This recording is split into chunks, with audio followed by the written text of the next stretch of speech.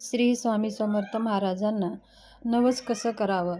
आपल्या मनातली कोणतीही इच्छा असेल तर मी जसं सांगते त्याचप्रमाणे तुम्ही नवस करा.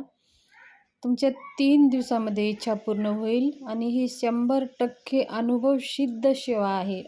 आणि अनुभव झालेला आहे आणि मी स्वतः अनुभव घेतलेला आहे, म्हणून मी ही सेवा आज तुमच्याशी शेअर करत आहे. तर व्हिडिओ स्किप करू नका, पूर्ण पहा. आणि जर चॅनलवरती नवीन आला असाल तर चॅनलला एकदा सबस्क्राईब करून लाईक करा आणि व्हिडिओ शेअर करा. श्री स्वामी समर्थ महाराज हे ब्रह्मांड नायक राजाधिराज योगीराज. श्री स्वामी समर्थ महाराज हे सगळ्यांचे चालक मालक पालक आहेत. ह्या सृष्टीचं कारभार त्यांच्या हातामध्ये आहे आणि ते सूक्ष्म रूपामध्ये सगळ्यांच्या हृदयामध्ये वास करत असतात. आणि मग ते स्वामी महाराज बघा, तुम्हाला जर अक्कलकोटला तुम्ही कधी गेला असाल तर स्वामी महाराजाचे एक शब्द आहे, मैं गया नहीं हूँ जिंदा हूँ. मतलब ते शरीर सोडलेलं नाही, म्हणजे अदृश्य झालेलं आहे. आता प्रत्येक देवी देवतांचं कसं शरीरात समाधी घेतलेली आहे, कसं आपण पाहतो. पण श्री स्वामी समर्थ महाराजांची समाधीसुद्धा घेतली नाही. त्यांनी फक्त असं अदृश्य रूपामध्ये गायब झालेले आहेत आणि ते म्हटले आहेत की मी इथंच आहे, सूक्ष्म रूपामध्ये इथंच आहे. म्हणून आज बी सुद्धा महाराज आपल्या हजारो लाखो लोकांना त्यांची अनुभूती येते आणि महाराज हे आहेत असं दाखवून देत असतात. आता बघा, नवस करताना काय करायचं आहे. महाराजांच्या मंदिरात जावा, किंवा जर मंदिरात जाणं शक्य नसेल तर तुम्ही आपल्या घरामध्ये स्वामी समर्थ महाराजांच्या फोटोसमोर बसा आणि फोटोसमोर एक दिवा लावा, अगरबत्ती लावा, महाराजांना नैवेद्य दाखवा आणि धूप ओवाळून फुलं अर्पण करून नमस्कार करा. आणि एक तुम्हाला बसायला एक आसन घ्या. आसनावर बसून हातामध्ये थोडं पाणी घ्या.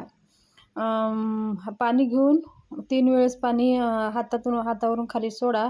केशवाय नमः, माधवाय नमः, नारायणा नमः म्हणून. मग 4थ्या वेळेस ओम गोविंदाय नमः म्हणून पाणी प्यायचं. मग महाराजांना नमस्कार करायचा आणि मग आपण एक नारळ, खडी साखर आणि थोडेसे फुलं हातामध्ये घेऊन महाराजांना नवस करायचा आहे.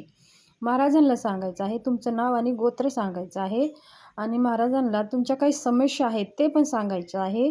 आणि महाराजांना नवस करायचा आहे की महाराज, माझ्या सगळ्या काही समस्या आहेत, तुमची कोणतीही इच्छा तुम्ही महाराजाला सांगू शकता. लग्नाविषयी, मुलांच्या शिक्षणाविषयी, आर्थिक परिस्थितीविषयी, घरातल्या काही पती पत्नीच्या समस्याविषयी काही तुम्ही सांगू शकता. फक्त महाराजांसमोर मनाभावाने श्रद्धेने आपण बसून ते नारळ, खडी साखर हातात घेऊन महाराजांसमोर बसून आपल्याला मनातली इच्छा सगळी सांगायचं आहे. आणि सांगून मी आजपासनं 108 पारायण म्हणा किंवा 51 पारायण बोला किंवा 21 पारायण श्री स्वामी समर्थ सारामृत ग्रंथाचे आणि मंत्र दररोज 11 माळी मंत्र मला जप करायचा आहे, करणार आहे. 11 वेळेस तारक मंत्राचा जप करणार आहे. आणि ही तुमची सेवा. आता तुम्ही किती दिवसामध्ये ही सेवा करू शकता. 108 पारायण म्हणजे तर रोज 1 पारायण केलं तर 108 दिवस लागतात. जर रोज 2 पारायण केलं तर ते आपल्याला 54 दिवस लागतात.